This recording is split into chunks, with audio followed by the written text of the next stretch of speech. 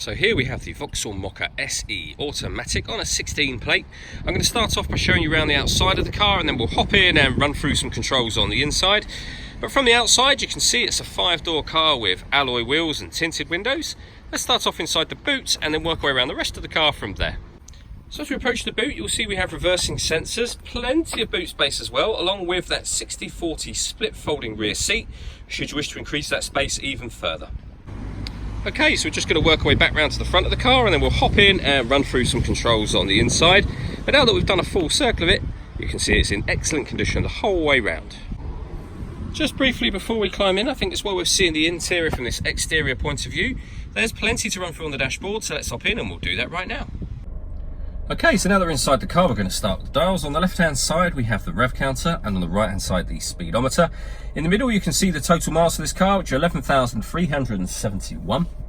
You can change information displayed directly above that by using controls on the indicator stalk. If we back out to the steering wheel, on the left-hand side, we have cruise control and speed limiter, and on the right-hand side, stereo and phone controls. You can, of course, only use the phone controls after such time as you pair the phone, and that's done on the central screen. So to pair your phone, you just need to go down to Bluetooth settings and follow the instructions from there. When it comes to music in this car, you can see that we have DAB radio. We've also got AM and FM as well.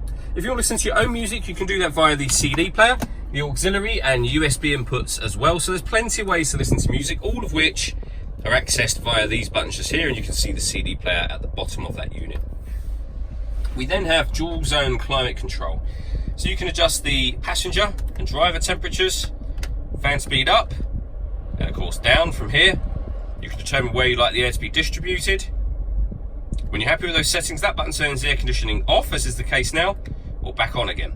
All of the settings that you adjust show up on the main screen up here, so that you can see them digitally as well as kind of manually down the bottom here. We've also got a heated driver, and over the other side there, passenger seat, with 3 different heat settings each. We can turn off the parking sensors from here. Underneath that, we have a 12-volt charging socket, and then the auxiliary and USB inputs that I mentioned a moment ago.